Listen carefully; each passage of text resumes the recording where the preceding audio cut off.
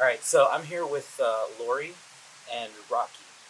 So Lory, let's go ahead and just jump right into it and tell us a little bit about your history, your background, kind of what you did, and kind of Okay. what you're doing now. Well, I started showing when in 1996, a couple years after my husband and I got married. I didn't know anything about coonhounds.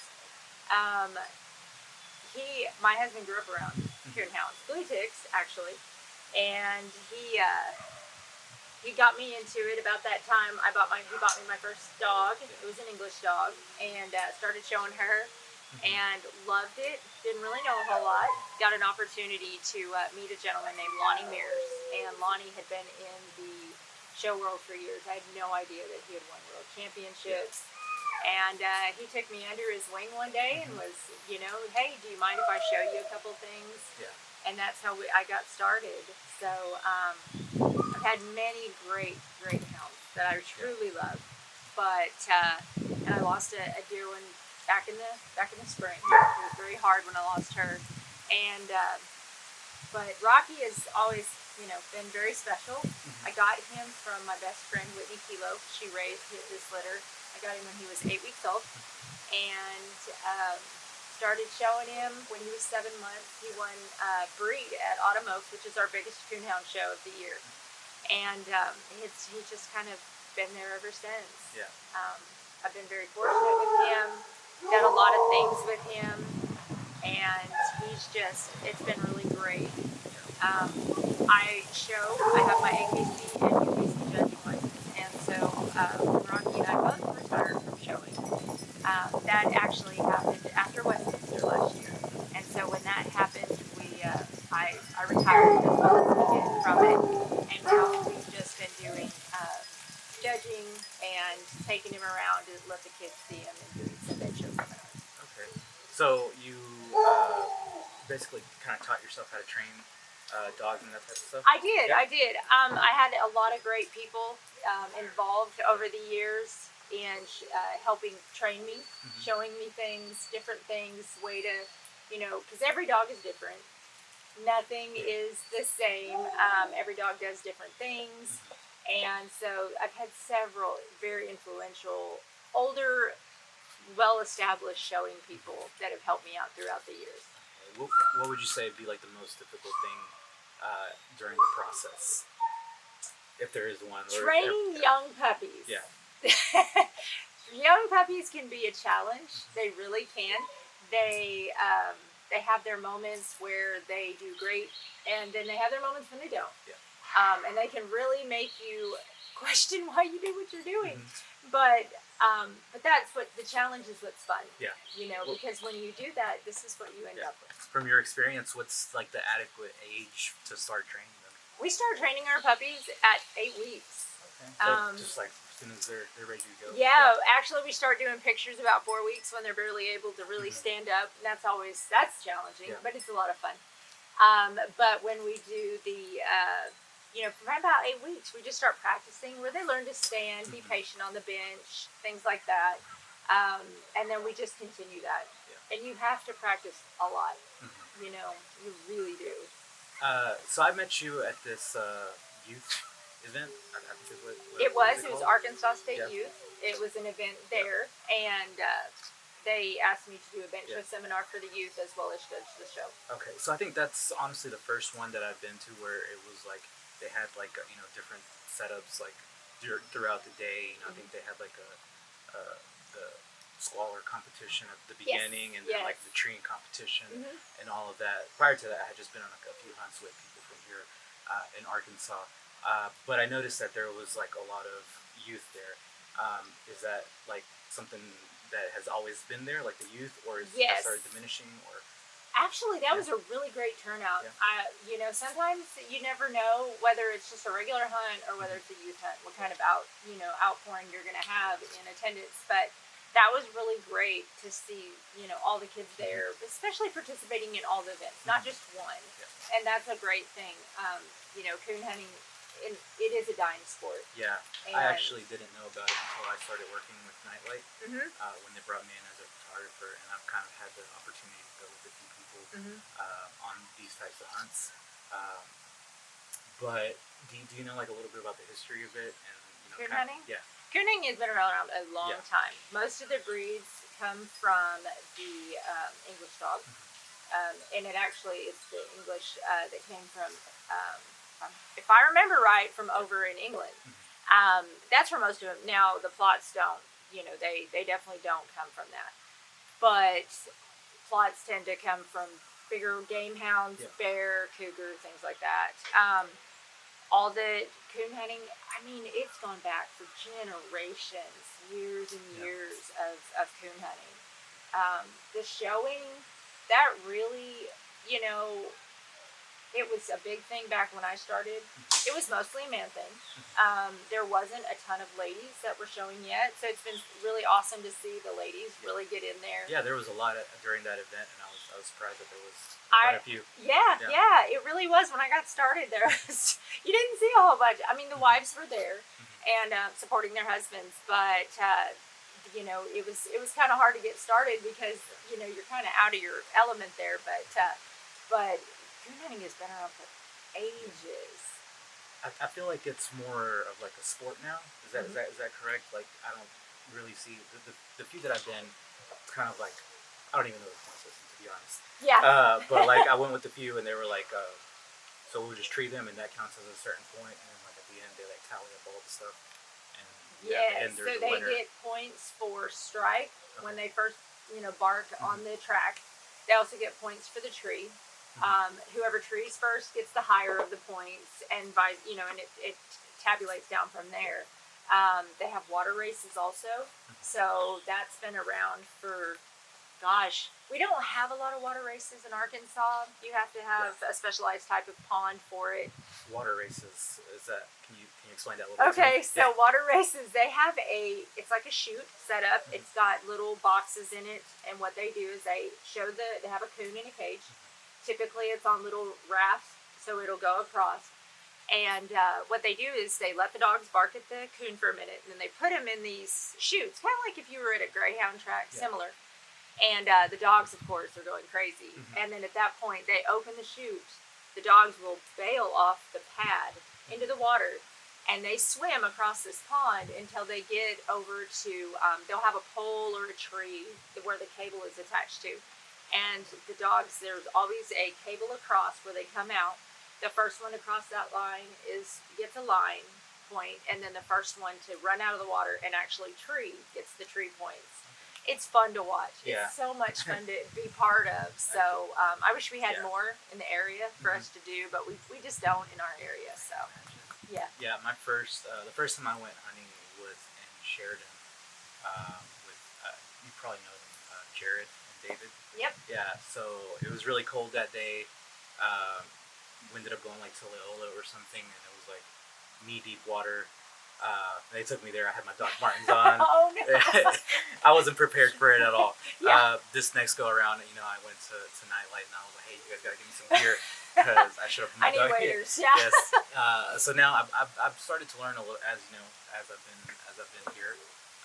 Probably for about a year and a half now, I've been shooting for them, and it's been quite a learning experience. It is. It does seem like a very, well, for me at least, a difficult sport to get into, because you have to get into like the training of the dogs, and then participating in these events, going through like the cold weather, because a lot of the times these hunts happen in the winter time, right? They do. Yeah. Actually, it's nicer to hunt in the winter time. For the weather, it's hard on the dogs for it to be so hot. In our area, we do have to deal with a lot of snakes. Yeah. So the winter is a lot nicer between the mosquitoes and snakes. Yeah. And also, when it's winter and the leaves are off the trees, it's easier to see the coon. Yeah. So we do prefer, but yeah, you do have to have the right hunting gear.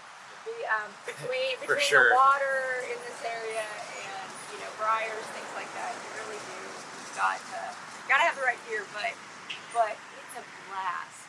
It really is. I love to watch the dogs work. It's hard to do that in the dark, but you get to the tree and the dogs are barking, and you've got the coon up there. It's a lot of fun.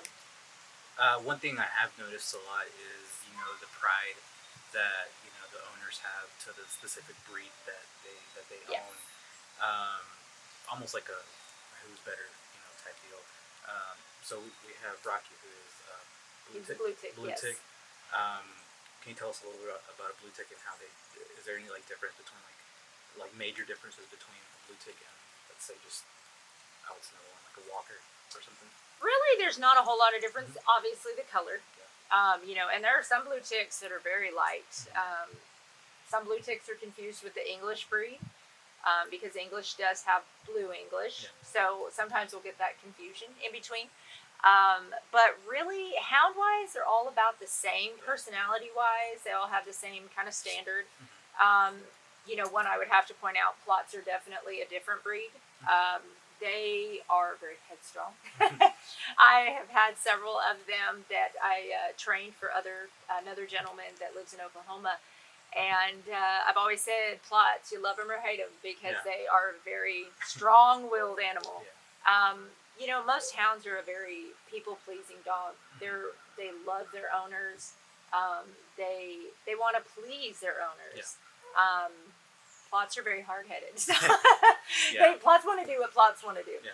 But really, all the breeds pretty, are they're just loving animals. I think a lot of people get the impression about coon hounds that they're loud, that they bark all the time,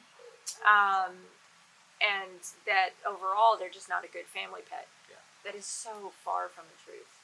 Hounds are amazing family pets. They do bark, but they're no different than any other dog. And family-wise, they love kids. Rocky we have a younger granddaughter, she's 5, and she loves to come over, and she'll put his little lead on. Yeah. He'll be out, and he'll just walk with her. He doesn't pull. But just that attention to the children, I've always seen that in every hound. And I just think that's the biggest misconception with them is that they're going to be loud and they can't be great family dogs. Kind of just has to be like an outside dog all the time. No. I know a lot of Yeah. people that have hounds. The one that, Laura Bell that passed away, she was a walker. She passed away the last spring, and she was an indoor dog her entire life. So, they make great dogs, overall dogs. Yeah. To someone starting off in the sport, I don't know if it can be challenging or sometimes frustrating if, you can't get your dog to do what you want him to do. Is there like a piece of advice that you could give, someone starting off, or maybe someone younger starting off in the sport? Patience. Every dog has a personality. You have to learn that personality, and you have to learn how to work with that personality. Some are easygoing and trained super easy, some are not. But I think when you have an all range of dogs throughout your lifetime, it really gives you that opportunity to learn more as yourself and gives you that opportunity to just be well-rounded. If you had the same kind of dog to always train, it would be fun, but you wouldn't really learn anything. So, a challenging dog is a great thing. You just have to be patient and, just work, and you have to put the time in. A lot of people will, and younger people will get frustrated with that dog, and then they're like, well, give the dog time to grow up. Give the dog time, for you two to work together. And then one day it'll click. Yeah. And those moments when it clicks are great, because that's when you step back and go, okay, he really was learning this entire time. Yeah, I think a lot of people don't see results in the first 2 or 3 weeks, and they're like, yes, what's going on? And especially with puppies, people will get so frustrated, and I'm like, they don't know. Yeah. It's easy to take a dog like Rocky, who's just been, going like this since he was 7 months old, and just go, well, I want that. Well, we all want that, but that takes time, that takes work, and determination. So, the best thing I can say to younger people getting started is just be patient. You're never gonna have that world beater right off the bat, and that goes whether you're hunting or whether you're showing or any of the treeing contests or swim races. They're not going to be perfect the first time out. So just learn your dog, be patient, and it'll all come together. It fits like a puzzle once it finally does, and then you're great. I noticed that a lot, especially during I guess the show part of the competition that we were at a few weeks ago, and you were kind of coaching kids on what to do and all that stuff. Is that something that you are planning to do moving forward, like judging and stuff, and just Yeah. helping out the youth? Yeah, I'm gonna do quite a bit of judging. You know, obviously they have to ask, you know, if they'd like me to, and I have had several offers, and that's great because I love doing the youth shows. You know, giving that opportunity, and every judge is different. I do like to be more hands-on with the youth when I'm judging, helping them. You know, let's move our feet back a little bit further, or you know, here, and I'll help show them. You know, youth, number one, they're in a disadvantage because they're smaller and dogs are big. Yeah. And we saw that at the some show. People struggling to get them up there. Yeah, some dogs were really big at that show. But they, you know, if you give them just little bitty ideas and techniques and you see them use them, you know, as the show goes on, that's just those moments you know, you're teaching that youth. But yeah, it's When you're judging, what are the things you're looking for, like in the dog, or like I guess the owner as well? Well, when you're judging a youth show, you do look at, you know, the handler. You want to see how they're working with their dog. You know, when I do bigger shows, I'm big on movement. As a good handler, every dog has its faults. Nothing is perfect. There's no human that's perfect. There's no dog that's perfect. Handlers learn that there are ways to hide those faults. You know, different things. When a dog's moving on the ground, you can't hide that. So you want to look at the stride. You want to look at the structure of the dog when it's moving. When we gate them up and we gate them back, that gives us a nice front and back view of them and how they move. And then a side view gives us the idea of their reach and their stretch. And gives a nice overall dog. When we get them on the bench, because it is a bench show, so that's what we're judging for. When we get them on that bench, we want to see the angles. We want to see their top line. We like to look at their headpiece and just see how the overall dog, you know, how it is put together. We always look at their bite to make sure it is within standard. Ear length is a big thing. They like to say a pleading expression, and most hounds have that. They're just a loving animal. Again, we look at feet. We look at the overall top line, rear angles. We always make sure whether, you know, a male is fully intact the way he's supposed to be. And just that overall dog. I never judge, and as a judge, we should never judge each dog against each other. You judge the dog against the breed standards. That's what's the most important. And you pick the dog that better meets the standard. And I know for, you know, folks watching, a lot of people think that that's what we're doing is going, well, this dog's better than this dog. But we're not. We're looking at the overall dog based on the standard. And that's what you should strive to do is that, you know, as a judge. All right. Well, is there anything else you'd like to tell us? You know, to kind of wrap this thing up. Well, Rocky's gonna say, hey, there's someone here. Hey, come here. But you know, really just for everybody, have fun, have a good time, enjoy what you're doing, learn from your dog. Because I always say, someone will call and they'll say, well, my dog's doing this, how can I fix it? You know, he keeps doing it. And I'm like, well, your dog has you trained really well. Just remember that you got to work with your dog. Enjoy what you're doing and have fun. If it's not fun anymore, why are you doing it? So enjoy whichever sport you decide to be part of. Just have fun doing it.